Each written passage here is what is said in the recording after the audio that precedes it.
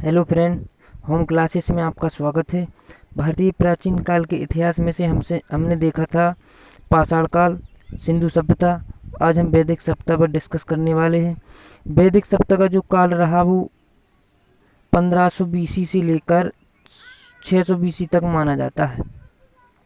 भारत में वैदिक सभ्यता का जो दौर माना जाता है, वास्तव में यह वेदों पर आधारित है। जिस काल में वेदों की रचना हुई या वेदों से जुड़ी जानकारी प्राप्त हुई, उस संपूर्ण काल को हम वैदिक काल के रूप में जानते हैं। वेदों की रचना भी 4 प्रकार से हुई है। ऋग्वेद जो सबसे प्राचीन वेद माना जाता है, सामवेद, यजुर्वेद और अथर्ववेद। जिस काल की जानकारी ऋग्वेद से मिलती है उसे ऋग्वैदिक काल कहा जाता है या पूर्व वैदिक काल के रूप में जानते हैं, तथा जिस काल की जानकारी अन्य तीनों वेदों से प्राप्त हुई है उस काल को उत्तर वैदिक काल के रूप में जानते हैं। इस संपूर्ण वैदिक काल की जो 2 भागों में बांटा गया है, पूर्व वैदिक काल और उत्तर वैदिक काल। पूर्व या ऋग्वैदिक काल का जो काल है, टाइम है 1500 ईसा पूर्व से 1000 ईसा पूर्व तक माना जाता है, और उत्तर वैदिक काल का जो टाइम है वो 1000 से 600 ईसा पूर्व तक माना जाता है। अब जो वैदिक सभ्यता के निर्माता थे वो कौन थे?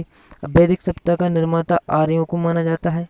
आर्य एक संस्कृत शब्द है जिसका अर्थ होता है श्रेष्ठ। भाषाई आधार पर जो श्रेष्ठ थे उन्होंने अपने आप को श्रेष्ठ कहा, और इन्हीं आर्यों के द्वारा भारतीय वैदिक सभ्यता का निर्माण हुआ।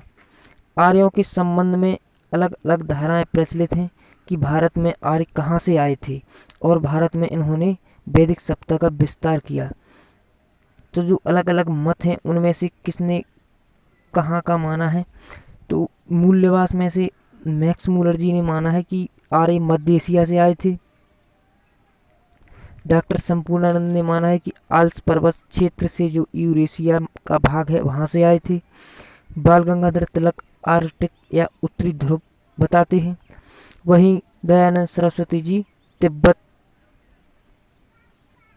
मानते हैं कि आर्य तिब्बत से भारत आए थे। जो वैदिक सभ्यता है वो 2 भागों में प्रचलित 2 भागों में बटी हुई है, पूर्व वैदिक काल और उत्तर वैदिक काल। पूर्व वैदिक काल देखेंगे जिसका जो काल रहा 1500 ईसा पूर्व से 1000 ईसा पूर्व तक। अब जो पूर्व वैदिक काल का जो राजनीतिक जीवन था वो कैसा था, तो कबीलों को जन कहा जाता था, और जन की देखरेख करने के लिए सबसे बड़ा अधिकारी होता था जिसे राजन कहते थे, जो वास्तव में उस क्षेत्र का राजा कहलाता था। राजा की सहायता के लिए समिति सभा गण बनाए जाते थे। समिति होती थी, उसमें आम लोग होते थे। सभा होती थी, उसमें कुलीन और पढ़े लिखे लोग हुआ करते थे। जैसे कि परिवार से कुल बनता था, कुल से ग्राम बनता था, ग्राम से विश्व और विश्व से जन। इस प्रकार राजनीतिक जीवन चलता था, जिसमें एक परामर्शदात्री संस्था हुआ करती थी। राजा का निर्वाचन करने के लिए राजा पर अंकुश लगाने की एक समिति हुआ करती थी। अब ऋग्वैदिक काल जो है उसकी जो आर्थिक स्थिति थी वो कैसी थी, तो आर्थिक स्थिति मुख्य व्यवसाय क्या था, तो पशुपालन था, वो मुख्य व्यवसाय था। गाय पूजनीय मानी जाती थी और घोड़ा प्रिय पशु माना जाता था। कृषि का महत्व बहुत कम था। गेहूं जौ विनिमय विधि प्रचलित थी, जैसे कि विनिमय होता है एक वस्तु के बदले दूसरी वस्तु प्राप्त करना। इस प्रकार सामाजिक जीवन कैसा था? सामाजिक जीवन यहाँ समाज समतावादी था, क्योंकि यहाँ आर्थिक स्थिति अच्छी नहीं थी तो लोग ज़्यादा ध्यान नहीं देते थे और एक दूसरे से ईर्ष्या नहीं करते थे। अपना सरल सा जीवन यापन करते थे और अपना गुजारा सब ऐसा ही चलता था। इसका धार्मिक जीवन है वो कैसा था? धार्मिक जीवन में ये लोग प्रकृति पूजक थे एवं बहुदेववादी थे। इंद्र देवता को सबसे प्रमुख देवता मानते थे। अग्नि देवता को मध्यस्थ देवता मानते थे। वरुण को वर्षा का देवता मानते थे। सविता को चमकते हुए सूर्य की देवी, मित्र को उगता हुआ सूर्य, अश्विन को चिकित्सक का देवता, और भूषण को औषधि का देवता, और सोम को वनस्पति का देवता मानते थे। इस प्रकार उत्तर वैदिक काल का जो काल है वो 1000 ईसा पूर्व से 600 ईसा पूर्व तक माना जाता है। 1000 BC में लोहे की खोज हुई। खोज से औजार बनाए गए और कृषि को उन्नति मिली।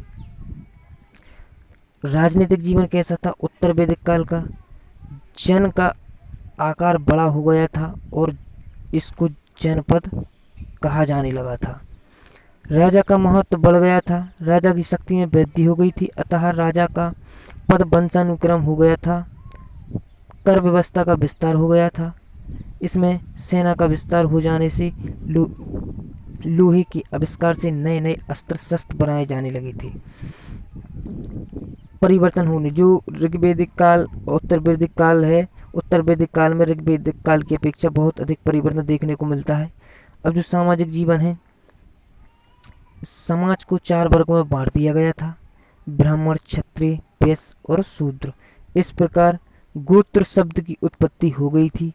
इस काल में मानव जीवन को 4 वर्गों में बांट दिया गया था, जिसको 25-25 वर्ष की अवस्थाओं में बांटा गया था। ब्रह्मचर्य आश्रम जो 0 से 25 वर्ष तक है, इसमें शिक्षा ग्रहण करने के लिए आश्रम या गुरुकुल में जाना पड़ता था। गृहस्थ आश्रम वैवाहिक पारिवारिक जीवन, वानप्रस्थ कार्य व संन्यास आश्रम संन्यास धार्मिक जीवन।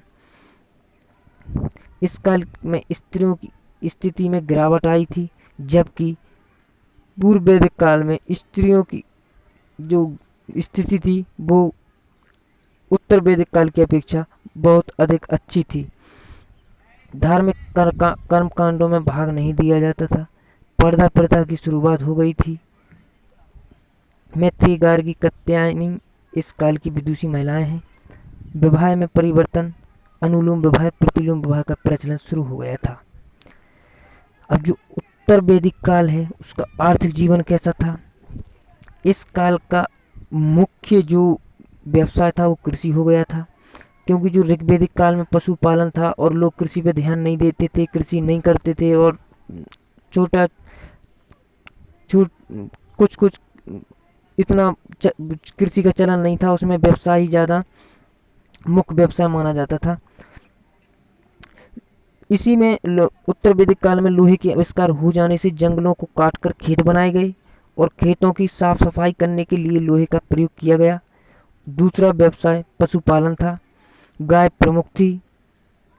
इस प्रकार व्यापार में भी उन्नति हुई और उद्योग व्यापार में अच्छी तरह प्रगति उन्नति होती गई। इस प्रकार ऋग्वैदिक काल उत्तर वैदिक काल में बहुत अधिक परिवर्तन देखने को मिलता है। इस प्रकार आज हमने देखा वैदिक काल में जो 2 भागों में बांटा गया है, ऋग्वैदिक काल और उत्तर वैदिक काल। वीडियो को लाइक सब्सक्राइब जरूर करें। थैंक्स।